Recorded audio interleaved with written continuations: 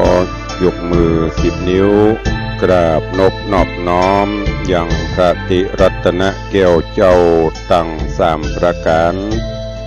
อันมีพระพุทธพระธรรมพระสงฆ์อันเป็นสรณะที่เพิ่งที่เคารพนับถือ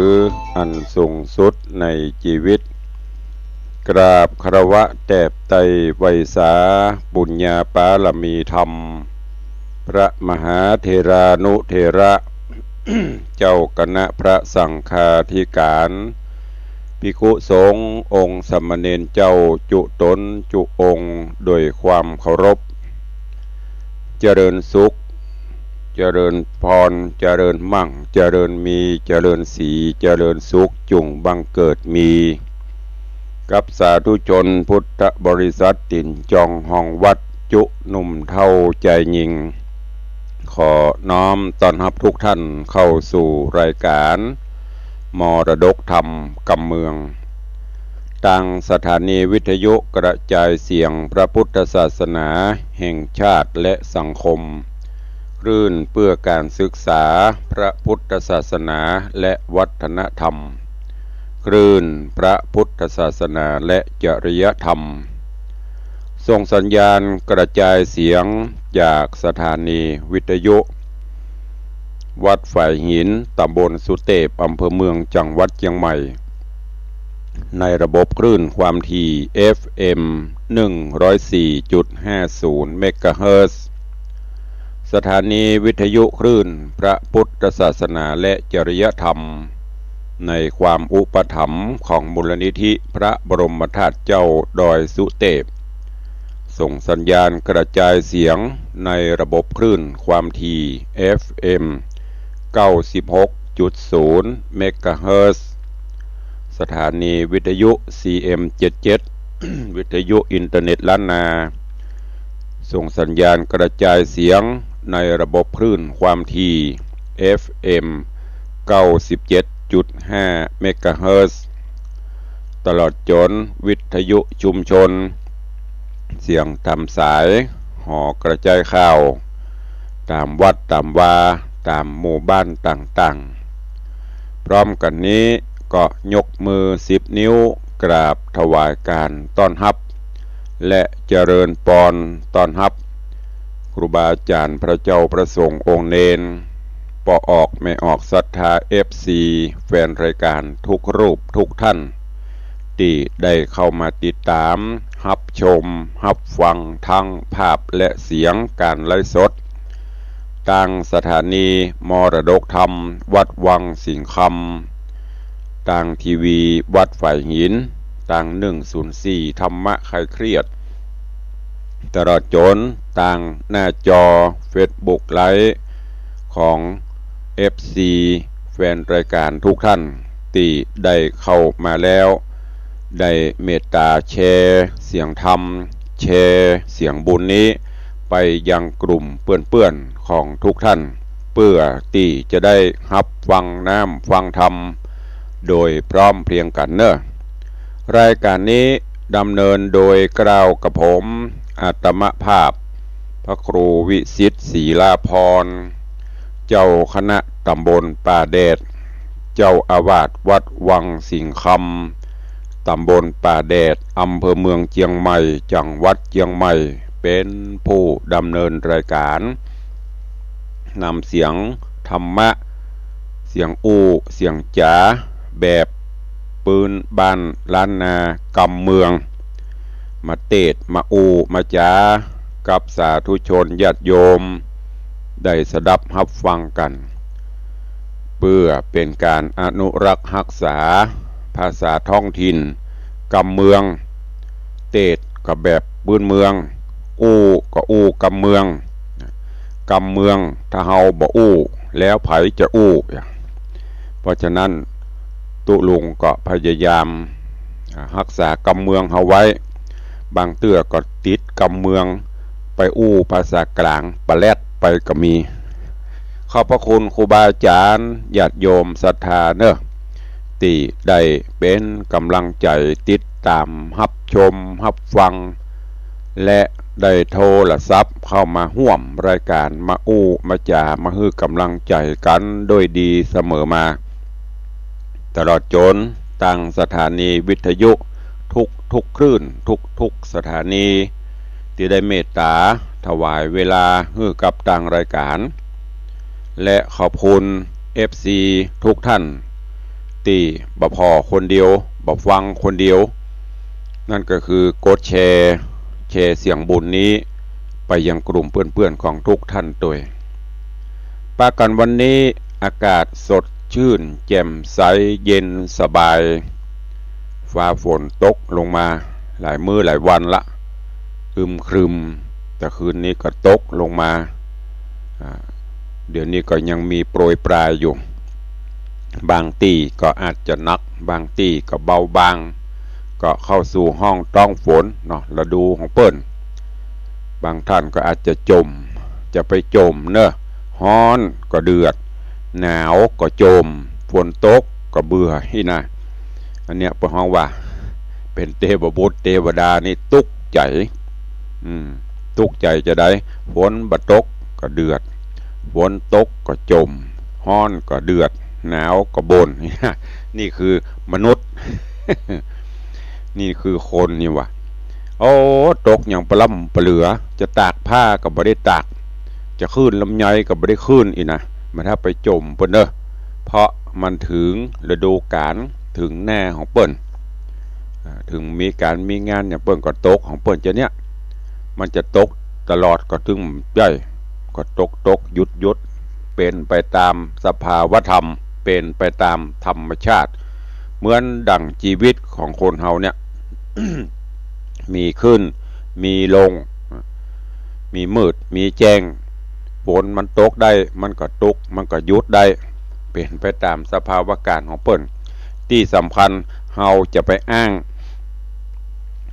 การอ้างนะเพราะว่าเป็นคนขี้ค้านเกลียดค้านทำการงานโอ้ฝนตกเฮ้ยพอฝนตกแดดออกโอ้แดดออกฮ้อนอีกเฮ้ยก็เดี๋ยวก็อ้างหนาวอยู่เฮ้ยรออุ่นๆแดดออกมาหนักๆเข้าฮ้อนเอาเข้าค่ำมาโอ้มืดแล้วเฮ้ยกำมันก็รอแจ้งอ้างเจ้าอ้างค่ำอ้างสายอ้างบ่ายอ้างฝนตกแดดออกอันนี้บนห้องว่าเป็นลักษณะของคนขี้ค้านจะมันต้องไปแห้งมัน ฝนตกก็มีอย่างป้องกันใส่เสื้อใส่กันฝนใส่กางจ้องกางหล่มไปแดดออกก็มีอย่างป้องกันถ้าเขาจะเนี้ยเนอะยกเว้นขี้ค้านนั่นน่ะ อ้างสปะนี่ก็ฝากไว้กับทุกท่านตัวเองก็ก่อนที่เราจะได้อู้ได้ได้จ๋าได้สนทนาตังหน้าไมค์ก็ดีตังหน้าจอ Facebook ก็ดีเนาะฟังน้ำฟังธรรมกันอย่าก่อนใช้เวลาให้คุ้มค่าเอาสาระให้ก่อนก็เดี๋ยวใต้รายการก็ค่อยมาอู้มาจากันวันก่อนได้เตศสุริยะขาดกุมาร ฮือญาติโยมทั้งหลายวันนี้ตุลุงต้องสุมาก่อนเนอะอะแฮมตลอดนะก็เพราะว่าอันอย่างก็โดนฟ้าโดนฝนพ่องสาดฟ้าสาดฝนพ่องก็เลย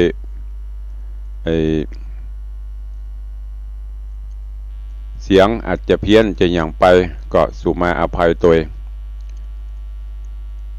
ทว่าก็ไปงานแต่คืนก็มีงานก็เลยทำให้บนห้องอย่างก็สภาพอากาศมันแปรปรวนไปก็เลยต้องโดนฟ้าโดนฝน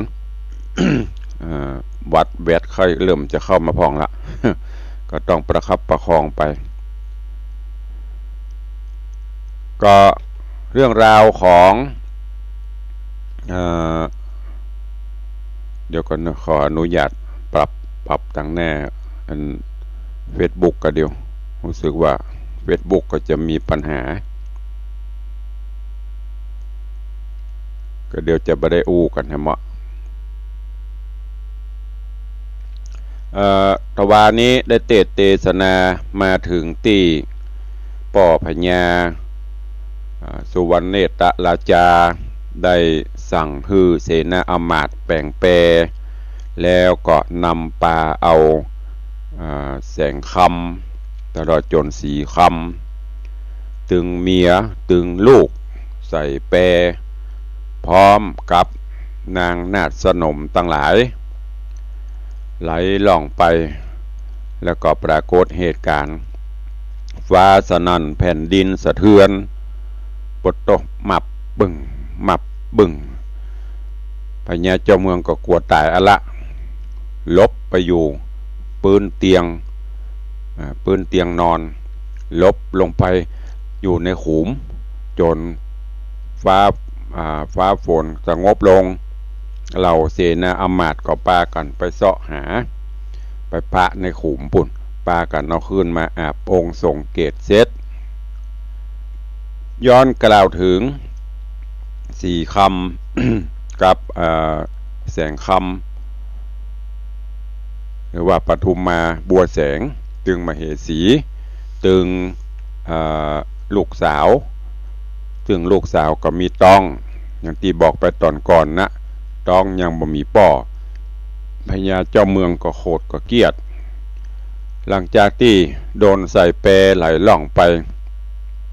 แล้วก็ลมฟ้าลมฝนลมใหญ่ลมหลวงมาแปรก็แตกปัดไปคนละที่ละต่างหรือว่าไปถึงเมืองยักษ์ปุ่นโอ้ยักษ์ก็ปากันมาจับมายับเอาข้าทาสจะบริพารไปกินเหี่ยจนหมดไปกินจนหมดจนเสี่ยงเหลือสองแม่ลูก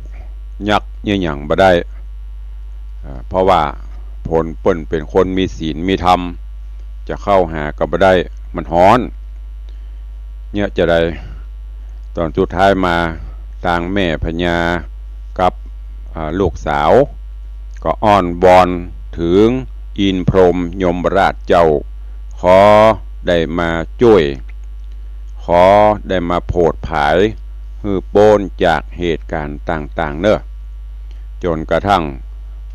องค์อมรินทร์พระอินทร์เจ้าฟ้า หูเรื่องหูราวก็ฮือวิสุกรรมมาช่วยโดยเอาไหมคำมาฮือถึงสองก็มัดหัวมัดผมไว้ไผ่เข้าใกล้ก็บ่ได้ยิ่งอย่างฮือก็บ่ได้เพราะว่ามันเป็นของวิเศษจากนั้นก็ ถึงสองก็ไหลล่องไปเกาะเปไปจนกระทั่งไปถึงยังตี้อยู่ของพระฤาษีซึ่งพระฤาษีเบิ้นก็อยู่ปั่มเปงจำศีลกินตาลของเปิ้นตามปกติถึงสองเข้าไปใกล้ได้ไปหันไปนี่ปฤาษีก็ไปไหว้ไปสาปฤาษีก็ถามตีมาตีไปนางลูกที่ไหนมาเป็นลูกเต้าเหล่าไผยิ่งอย่างถึงมาถึงที่นี่ตลอดจนปฤาษีก็มานั่งพิจารณาดูก็โหว่าโอ้นางตึงสองนี้คงจะเป็นผู้มีบุญมาวาสนานักบ่อันนี้คงจะเดินตางมาบ่ถึงยังที่อยู่เฮานี้เพราะกว่าจะเข้ามาถึงที่นี้ก็จะต้องผ่านแดนต่างๆเมืองยักษ์เมืองเย็นผ่านป่าเขาลำเนาไพสิงสาราสัตว์ก็มีนักแต่นางเข้ามาถึงที่นี้ได้ก็แสดงว่านางจะต้องเป็นผู้มีบุญนางจะต้องเป็นผู้ที่มีของดีของวิเศษเมื่อถามไทยได้ความแล้วปฤาษีก็อูจาถึงสองต้อนรับแล้วก็ปาเอาถึงสองไปสู่ยังศาลาหลังใหญ่ซึ่งก็อยู่ใกล้ๆกับอาสลมปฤาษีซึ่งถึงสองแม่ลูกตึงปทุมบัวแสงหรือว่าแสงคำแล้วก็สีคำก็อยู่ในอาสลมของปฤาษีปฏิบัติปัดปูเข้าหาเข้าน้ำผลหมากหลักไม้ฮือปฤาษีได้ฉันได้ดูตลอดจนกระทั่งตั้งลูกสาวคือสีค เพราะว่าก่อนที่มานั้นก็มีตองมาละก็มาอยู่กับอาสลมปฤษีจนกระทั่งต้องของนางก็ใหญ่ขึ้นแล้วก็ครบกำหนดการที่จะเกิดก็ถือโอกาสนั้นได้เกิดลูกพอดีแล้วเกิดมาก็เกิดยามตีสุริยคาตสุริยคาตหรือว่าคนห้องบอกว่าเดือนตือตะวันตือกันเนี่ยสุริยคาตกันปฤษีหันหูก็บอกว่าโอ้ลูกของนางนี่เป็นตนบุญตนประเสริฐมาเกิดลูกนี่แล้วก็เกิดแยมตีตะวันตือกันเดือนตือกันเพราะสุริยคาตจับกันเป็นวันดีตัวแล้วก็คงจะเป็นผู้ตนบุญที่จะมาโพดมาผายปฤษีก็เลยตั้งชื่อฮือลูกของสลีคำเนี่ยว่าสุริยคราชกุมารสุริยคราชกุมารพอเกิดออกมาแล้วแม่ก็ดูแลเอาใจใส่เลี้ยงดูบ่มเพาะอบรมบ่มีพญาติพยำอย่างมาสักอย่างอยู่โดยปอดอยู่โดยแม่อยู่โดยปอดฤาษีใหญ่วันใหญ่คืนจนกระทั่งได้หลายปีมามีวันหนึ่งปอดฤาษีก็สะหยองซานเหาะเหินเดินอากาศเพื่อที่จะไปสู่ที่โบกกรณีแล้วก็ในที่หั่นมีบะม่วงคำต้นหนึ่งสูงใหญ่มันมองว่าลวงสูงได้จะเป็นร้อยวาปุ่นแผ่ล่มห่มกว้างสาขาใหญ่นับได้ปอปันเหมือนกันกูกิ่งแล้วก็มะม่วงตัวนี้ก็มีลูกนักกิ่งหนึ่งมันมีรสชาติบ่เหมือนกันเนอะรสชาติของมะม่วงนะกิ่งหนึ่งขมกิ่งหนึ่งพอกิ่งหนึ่งมีรสอันจมจื้นสีบางงามแต่รสมันถ้าจะลำถ้าคนใดกินก็จะตายมันงามแต่งามแต่ว่ารสมันนี่ก็ลำกินเข้าไปตายแฮมกิ่งหนึ่งรสชาติเผ็ดเกมถ้ากินแล้วลวดเป็นพยาธิแฮมกิ่งหนึ่งส้มปัตตะปนกินเข้าไปในตาหลิวเด้ออันนี้กิ่งนี้เพราะว่ากินแล้วนี่จะเป็นวอกกินที่มันส้มมันนะถ้ากินเข้าไปแล้วจะเป็นวอกวิดบิ่งเต้นไปมาแฮมกิ่งหนึ่งอันนี้เหลืองงามกันคนเฒ่าได้กินถ้าคนเฒ่าได้กินนี่ใจจุ่มจะลอกคาบเป็นคนหนุ่มตันใจกิ่งนี้นะเขาได้เหมือนกันเนาะ เขาไปขอกันบ่ปลาอีป้อยแม่ไปขอให้ดีจ้ะกินแล้วมันจะได้เป็นคนหนุ่มคนกำลอกคาบเป็นวันนะลอกคาบเป็นคนหนุ่มแฮมกิ่งหนึ่งอันนี้ก็ลูกงามกินละกลายเป็นคนเฒ่าอันนี้บอกเขาได้เนอะ มันยังเพลงลุงใจนะกะฮะกินแล้วหนุ่มกำเพิ่นบอกให้กินกับเม็ดโจดกำ3 เม็ดเสียไปนอนในอู่องแง แฮมกิ่งหนึ่งอันนี้ลูกมีสีแดงกินแล้วเพิ่นว่าพอกินเข้าไปแล้วหูดังจะยาวออกมาเหมือนดังงวงจ้างบางกิ่งก็มีลูกนักบางกิ่งก็มีลูกงามบางกิ่งก็เป็นลูกลายพร้อยเป็นลายเสือล่างกิ่งก็โอ้ลูกติดเป็นปุกหลุมลู่เนี่ยอันนี้เป็นสรรพคุณของมะม่วงบางกิ่งกินแล้วมีแหงเต้าจ้างไป30 ตัวพ่อฤาษีก็เพ่งพินิจพิจารณาเอาก็เลยเก็บเอามาแล้วก็จะเอามาฮื้อสุริยคราชเอามะม่วงเนี่ยพอปีกมาก็เอามาปั่นฮื้อสุริยคราชกินก็มีแหงมีกำลังเหมือนอย่างจ้างปังปลายเนี่ยแล้วก็แฮมอันหนึ่งที่เก็บนะก็เอามาปั่นฮื้อแม่กับอุ้ยก็คือแสงคำกับสลีคำได้กินมะม่วงนี่รูปร่างกายญาก็ปีก ไปหนุ่มน้อยเหมือนอย่างอายุ15 ปีถึงแม่ถึงลูกอายุจะเท่ากันการต่อมาเมื่อเจ้าสุริยคราสกุมารอายุเติบใหญ่ขึ้นได้12 ปีเขาเริ่มโอจ่าเจ้าจ้อยล่ะเริ่มสงสัยละอ่อนไว้นี่นะ10 ป่านี่เริ่มละทำพันทำนี่สงสัยสะปันนะแล้วก็อยู่กับพ่อฤาษีก็สอนเวทมนต์คาถา10 ตระกูลมนต์ยำต่างๆคือแก่เจ้ากุมารสุริยคราสก็จำได้กูบทกูบาทตีพ่อฤาษีได้พร่ำสอน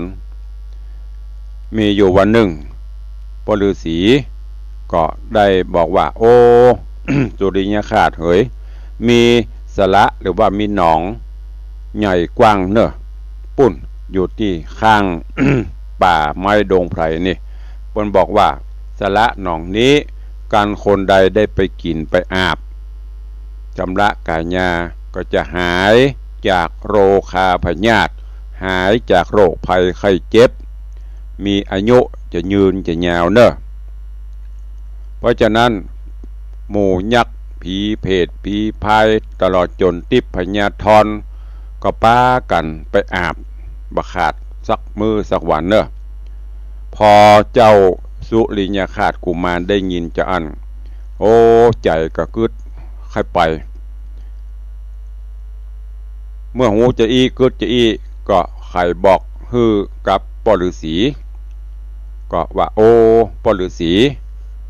ลูกมีใจใครไปอาบเนอะใครไปอาบน้ำเนี่ยหนทางมันไปจะได้พ่องไปทางใดทางเหนือทางใต้ไก่จะได้ขอป่อได้บอกหนทางให้ลูกกำเตอะพ่อฤาษีได้ยินก็ไขแจ้งบอกกล่าวว่าโอ้ลูกเอ๋ยการว่าใจเจ้าใครไปอาบเนี่ยก็ฮือตั้งใจห้ำเฮียนมนต์คาถาฮือได้ก่อน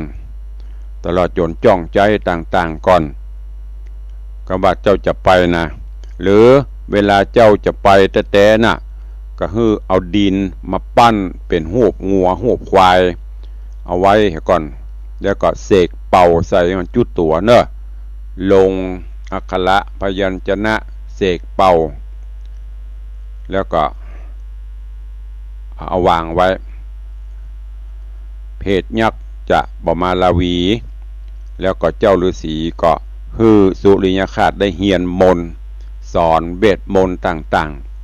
ๆโพธิสัตว์เจ้าสุริยคราสก็เฮียนหูได้อย่างรวดเร็วได้จดจำจากนั้นก็ไปหาแม่เพื่อจะไปอู้ไปจ่าไปบอกไปลาขออนุญาตกับแม่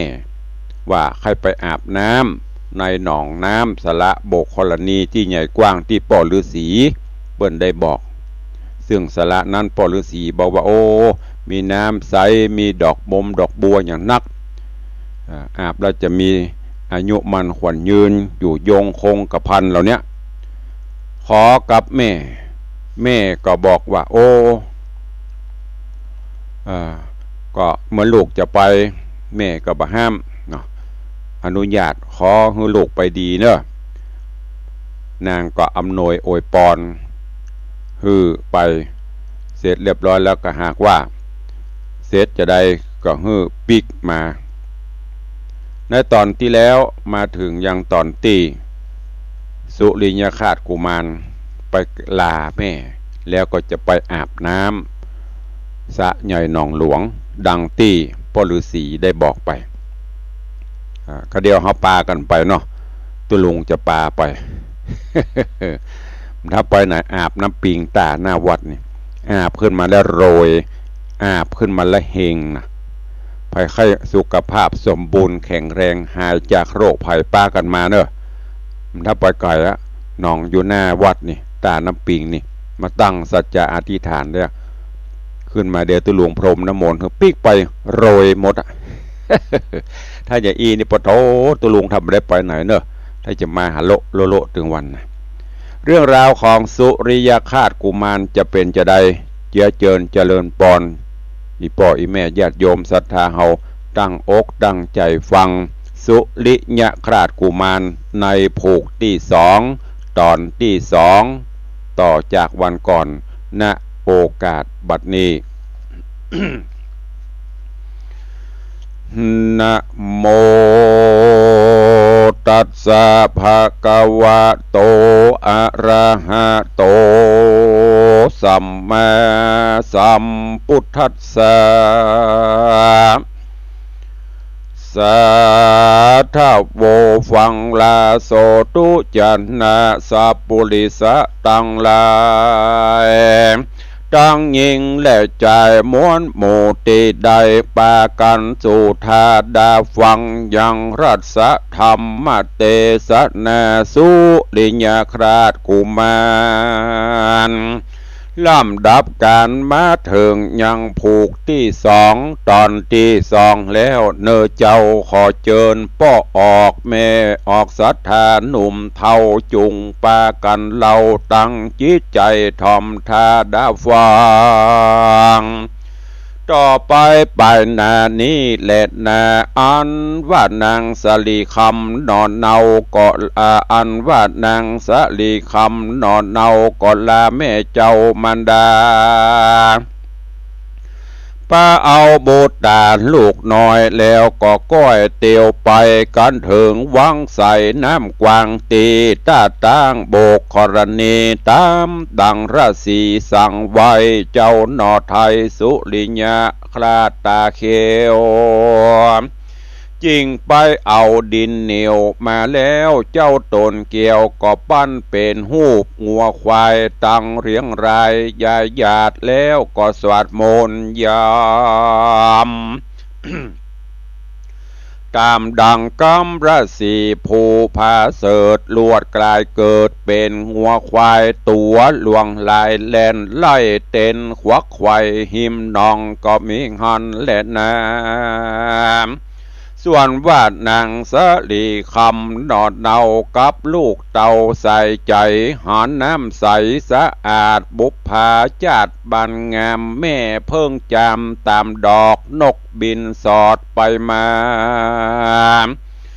ว่าตาอันว่าลมเจยปัดดวงดอกหอมตุกขอกเอาใจบัวขาวใสบานขอกบัวแดงออกเลือลายบัวหลวงนาย้ายตุกตีดอกปานกรีดวงบานนาหากบัวลาสานสนสอดลอดปื้นน้ำเล็งหันดอกจังก่อนวันกาวันก้านกาบตีตาราบสายเขาแม่ลูกเป่าเปิบเต้นลอยลาดเล่นเย็นจะให้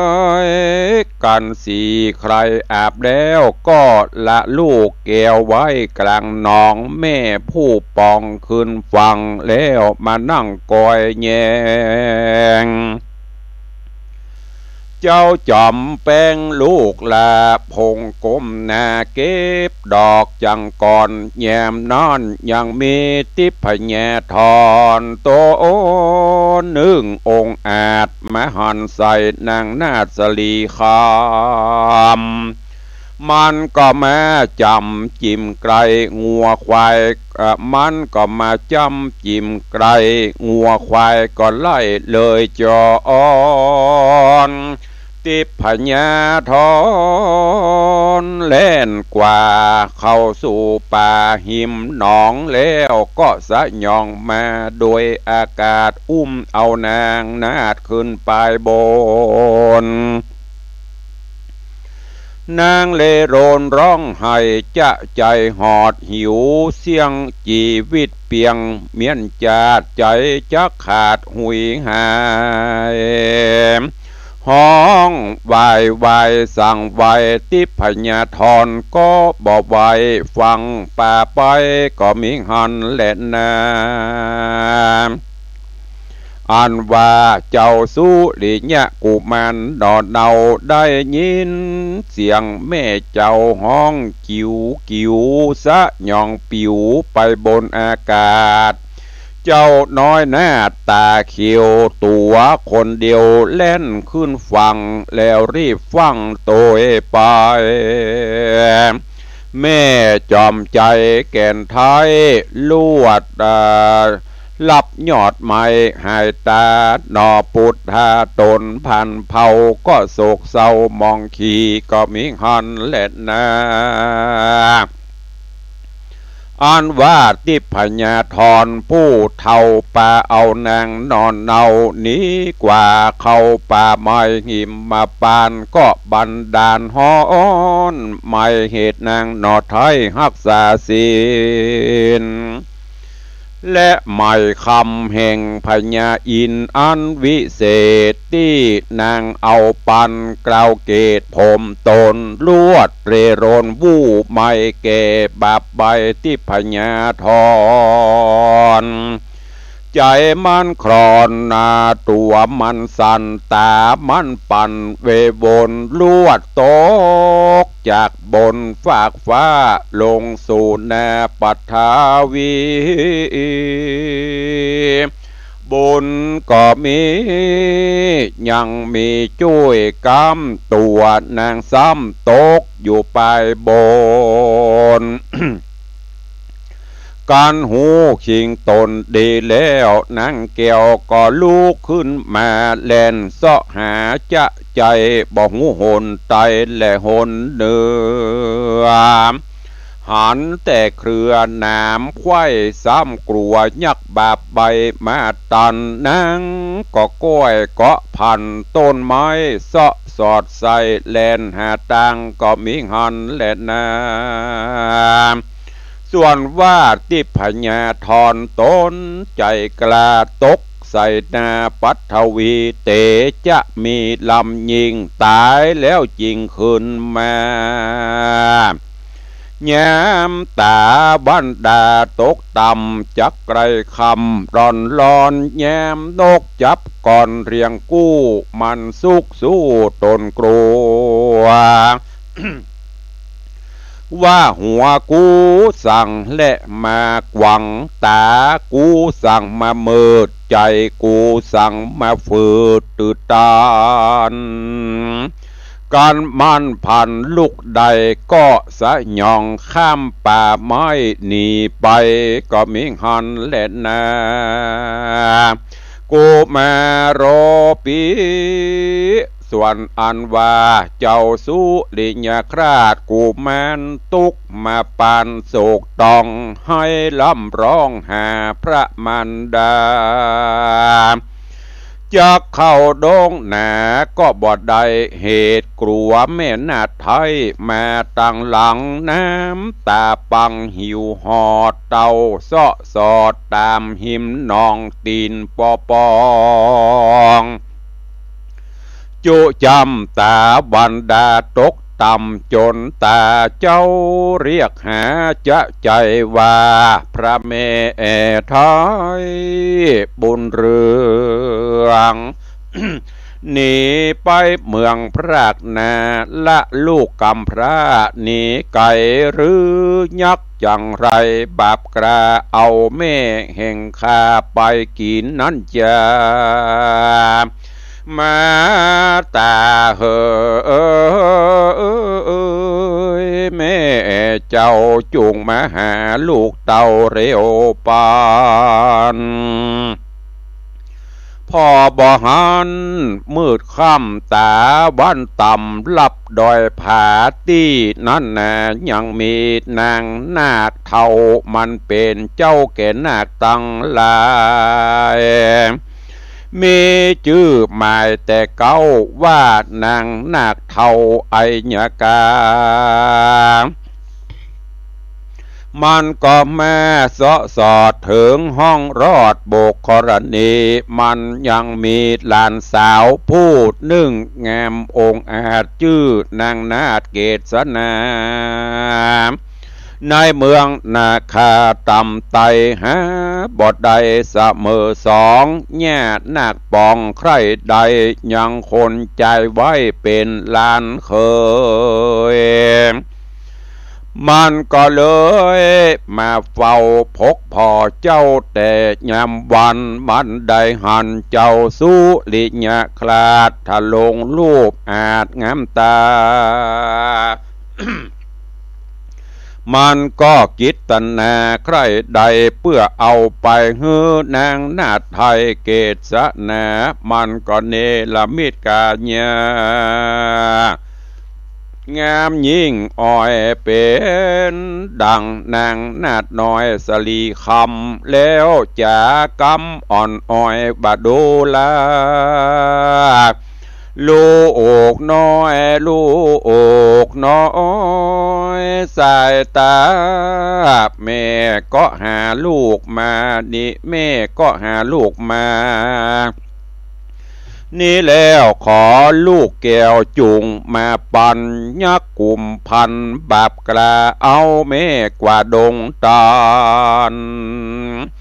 บาปมาตันเวนมาควายยักบาปใบลวดมรณะแม่จริงเล่นปอกมาบอจ้าขอลูกลาจุงมานอพุทธาโตนผ่านเพลได้ยินแล้วก็เล่นไปหาหันเป็นพระมันดาเตี้ยงแต่ใจเจ้าแผ่เจยจมก็กำมือดมหวานกอดอิดหิวหอดก็กลับหายนางน่ากลายเป็นแม่ก็กล่าวแก่กุมารว่าผีว่าเฮาจ้านั้นยังอยู่ผีปู่ยักจักมาตานกวนเฮาผ่านคืนสู่ยังที่อยู่แห่งเฮาเตอะว่าอันแล้วก็ปาเอาหนอแก้วโปธิญาณด้านดงด้านป่าใหญ่ทะลิไตเตียวไปบ่อนนานเต้าใดก็รอดเถิงเมืองเกี่ยวยอดนาคปุรีหอเฮือนมียายแผ่เต็มตุกแง่มักคาไอยากาศญาเท่ากอตารีกล่าวกำพลางว่าเฮาหลงตั้งเสียแล้วขอลูกแก้วจุงอดใจเฮาจักไปยังอยู่ที่เฮือนหมู่เดียวกันมันก็ตะริพันไปหอดหยุดยังจอดที่เฮือนมันเจ้าก็หานสาปะเครื่องใจตั้งน้อยใหญ่หลายประการเป็นครัวตานเลิศล้ำตั้งเข้าแนมจุอันนางนาคปั่นย่อยืนเปื่อบ่หือเจ้าตื่นสังกาก็มีหันและนาเนติตังขีญะสังวันนาวิเศษจาห้องเหตุธรรมเทศนาสุลิญาคราชกุมารผูกท่วนสองตอนที่สองก็บังโกมสมเด็จเสด็จ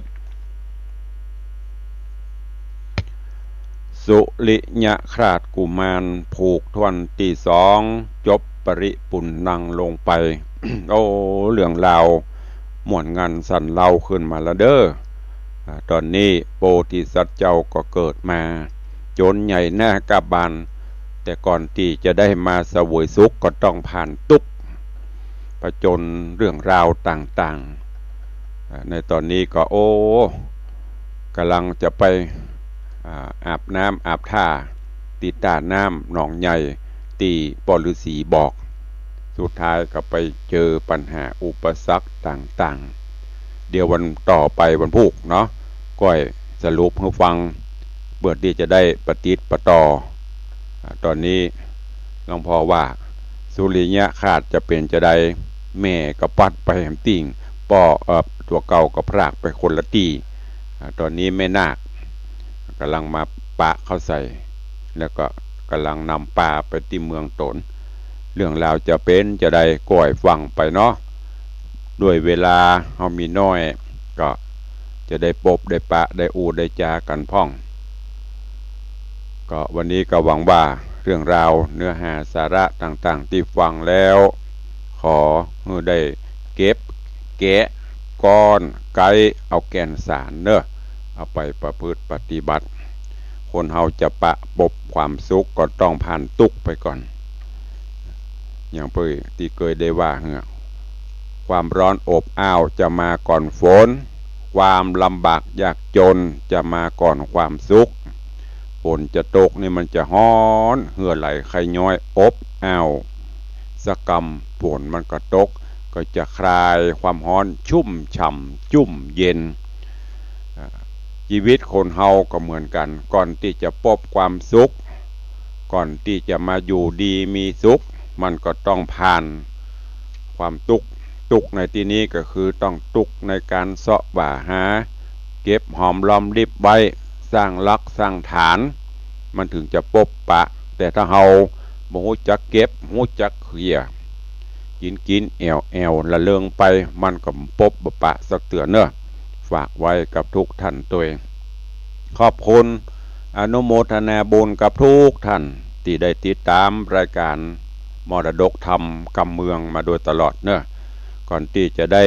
ไปตักไปตายอีป่ออีแม่ตั้งบ้านตั้งจองก็ขออนุญาตตักตายญาติโยมศรัทธา FC ตั้งหน้าจอเห็นก่อนเนาะก็เดี๋ยวก็จะไปตั้งบ้านเนอะขออนุโมทนาเจริญปอนพินานอินสมเตปินหรือว่าพินานอินสมเจ็ดสีสุลิญาฟ้าสางกระจ่างแจ้งเจิญแต่งแต้มแอมธรรมนำจิตใจตุในวังเปล่งเสียงสำเนียงไปฮือเฮาได้สดับฮับฟังเพลินสาธุเจ้าบทเจ้ากลอนเนาะก่อนเพิ่นได้สตางค์ก่อนพี่นานี่นะขอบคุณเนอะเจริญปอนโยมสลินทิพย์บุญเลิศเปิดวัดไฟหินฟังอยู่เจ้าแชร์ไปแล้วเจ้าสาธุอนุโมทนาเจริญปอนโยมสายพินคำทิพย์กราบใบสาเจ้าสาธุเจ้าเจริญปอนเนอะเจริญปอนโยมปีวิรองลักเฉิดฟ้อนมีล้านนาไหวสาเจ้าสาธุเหมือนแล้วเนอะบ่ได้จิมมีกะทินะเดี๋ยวโอ๊ตเอาเนาะแฮม3 เดือนให้ได้จิมละ วันเกิดตุลุงพุ่นน่ะโยมปีวิรองลักว่าเตรียมพร้อมซ้อมไว้ตลอดซ้อมฝีมือฟิตฝีมือวันเกิดปีนี้รับรองเต็มอัตราอีหรอสาธุเนอะ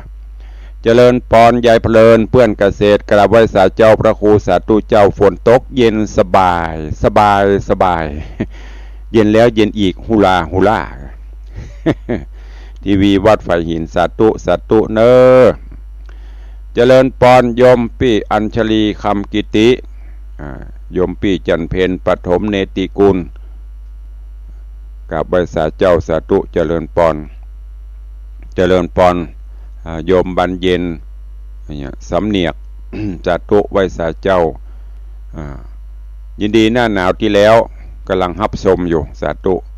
เจริญปอนพินันละพินันจรันปิยาจันอาสลมโดยซิวกราบสาธุครับตุลุงหายง่อมหายเงาเลยไปลืมตุลุงเนอะเมื่อก่อนเอาตุลุงเป็นกู้นะมาเดี๋ยวหายง่อมหายเงาห้ามลืมตุลุงเนอะ เจริญปอนโยมแม่สุปราณีรูมาปีนี้ปบปะกันเหมือนเดิมเนอะแม่เนอะพี่น้องตั้งม่วงเขียวตั้งร่องหัวแดงตั้งดอยซิวตั้งไซมูนมูนี่ไปลืมเนอะเดือนจวนกันเข้าสู่วังปุ่นเดือนธันวาปุ่นเนอะเจริญปอนโยมขวัญอินตยศกับไวสาครับผมสาธุไวสาเนอเจริญปอนโยมตู่สุรัตน์เสาคำกราบไวสาครับผมเจริญปอนโยมจันสายแปลงหลวงเนอะสาธุอนุโมทนาอันนี้ตั้งหน้าจอขัดตกบกพร่องตกหล่นสูมาอภัยเนอะเพราะว่าบางเตื้อมันปลาแรด มันลุดไปเหี่ย ก็เลยทำให้ข้อมูลก็เดี๋ยวตุลุงจะไปดูซ้ำแหมกรรมไปดูซ้ำแหมกรรมแล้วก็จะได้คอมเมนต์ตอบไปเนอะอันนี้เป็น FC ตั้งหน้าจอ Facebook ไลฟ์นับวันก็จะเริ่มเพิ่มนักขึ้นนะสาธุขอบคุณตัวก่อนที่จะไปอู้ไปจ๋ากับพี่น้องศรัทธาตั้งบ้านตั้งจองก็ย้ำเตือนเนอะ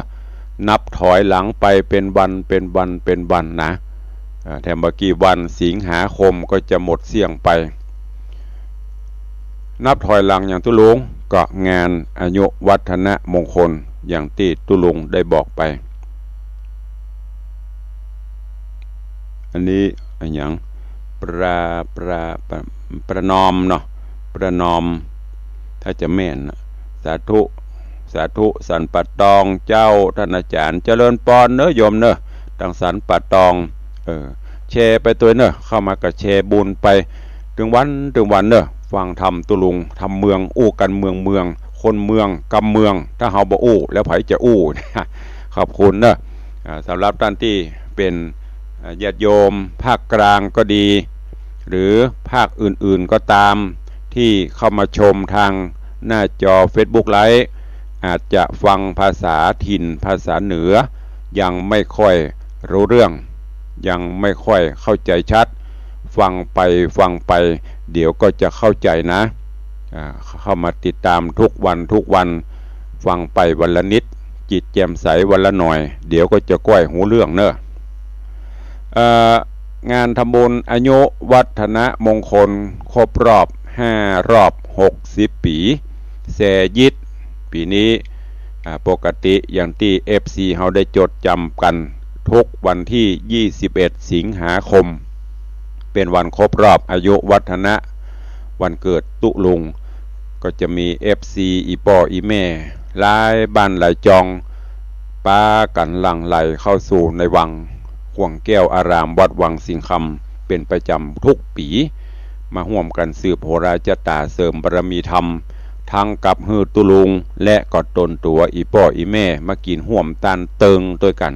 ปีในเฮามาปะกันเป็นวันรวมญาติธรรมปีนี้ตุลุงก็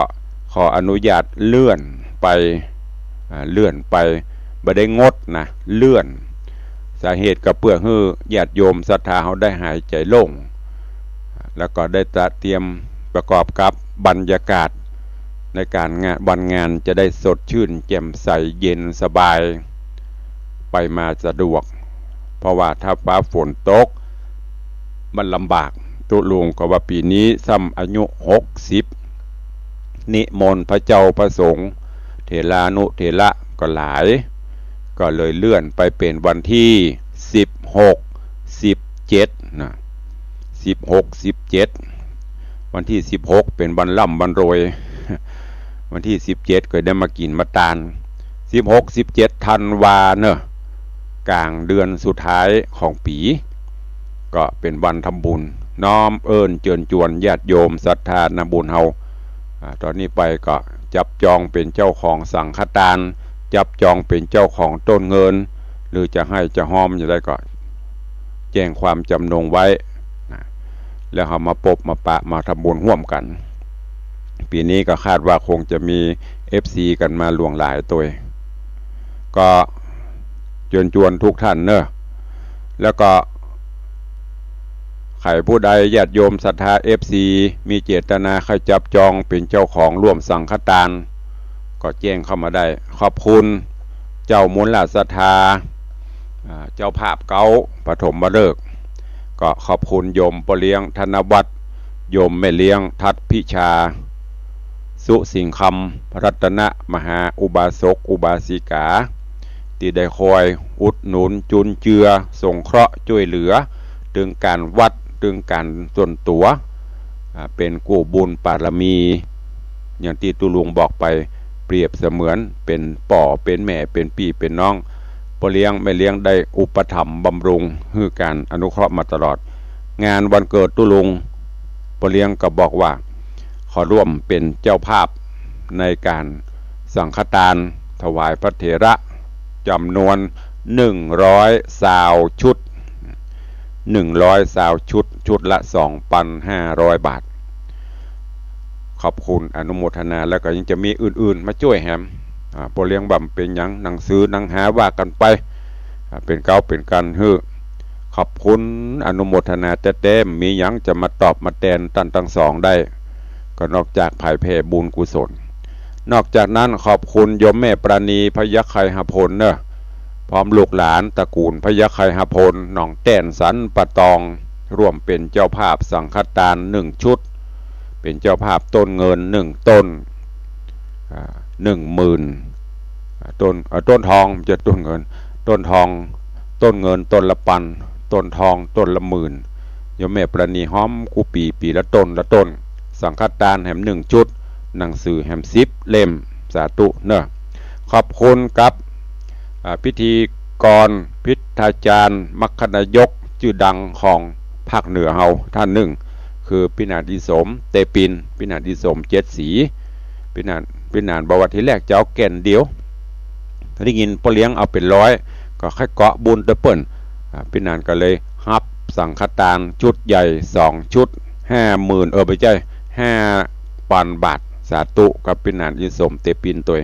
ขอบคุณยมแม่จันตาคำจินะบ้านเหล่าป่าฝางแม่วางเชียงใหม่ก็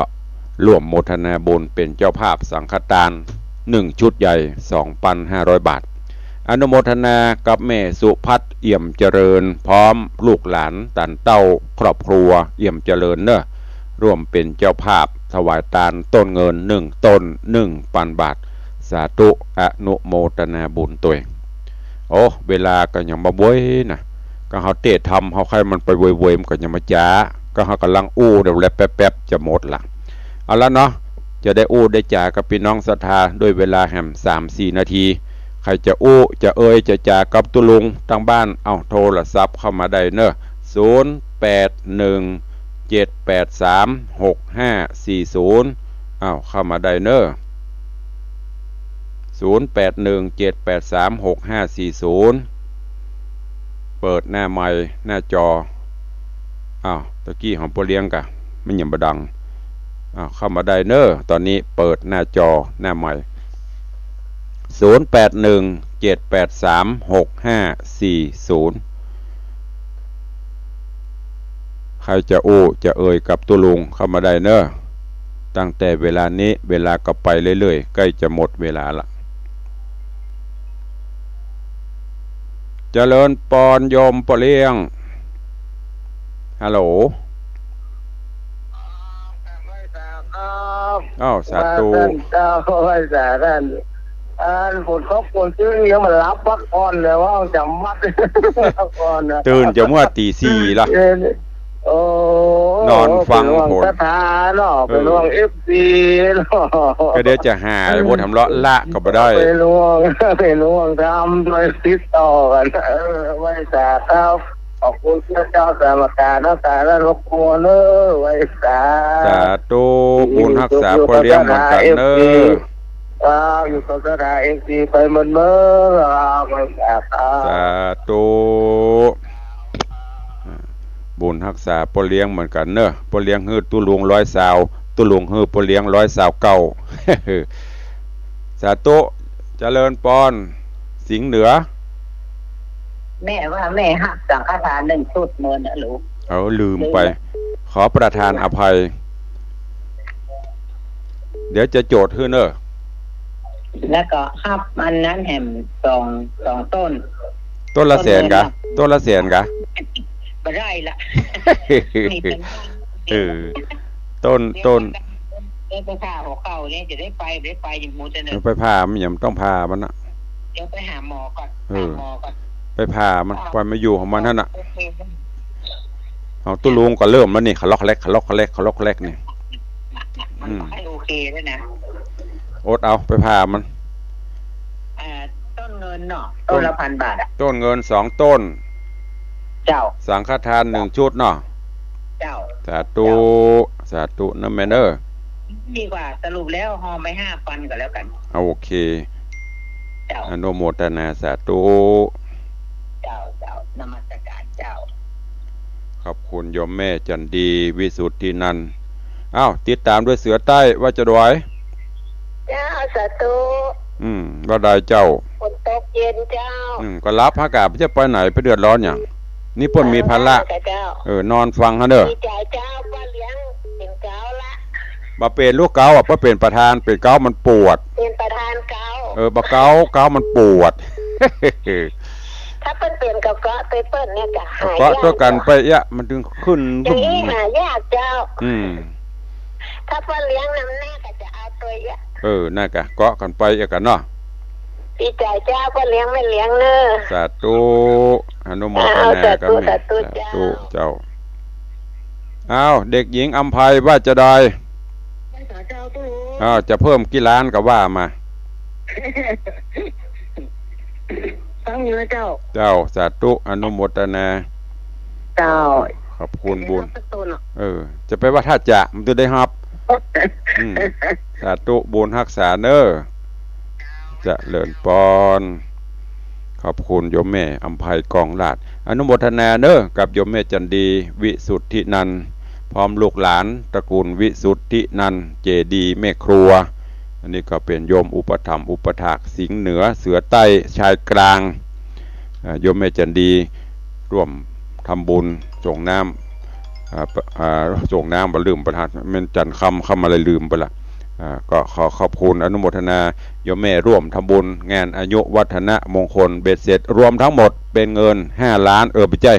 5,000 บาทสาธุบุญรักษาสายสุดท้ายนางสาวจันคำแสงบุญสาธุเจ้าฟังอยู่เจ้าขอบคุณเจ้ามีอะไรก็จะมีอย่างเตี้ยเนาะสาธุเนี่ยเสียจันคำมาตึงมีอย่างสาธุเจ้าฟังอยู่เจ้านึกว่าอย่าเอากระเปื้อนสักต้นอีโอ้ไปโอ้มาเวลาหมดเนอะขอบพระคุณบุญรักษาทุกท่านเนอะก่อยพิจารณากันไปมันเมินตุลุงก็ต้องขออนุญาตจ๋าเรื่องงานไปตลอดถึงวันเพื่อจะมีญาติธรรมญาติโยมร่วมโมทนาบุญอินดูขุนแนเมตตาเนอะวันนี้ขอความสุขสวัสดีจุงบังเกิดมีกับพอออกไม่ออกศรัทธาบุญทุกท่านเนอะขอคุณแก้วเจ้าทั้ง3ปกห่มอยู่เย็นเป็นสุขเจริญไปด้วยอายุวันนะสุขะภละเหมือนกันจุตนจุองค์จุผู้จุขนเนอยัตตาโรธรรมาวัตันติอายุวันโนสุขังปะลัง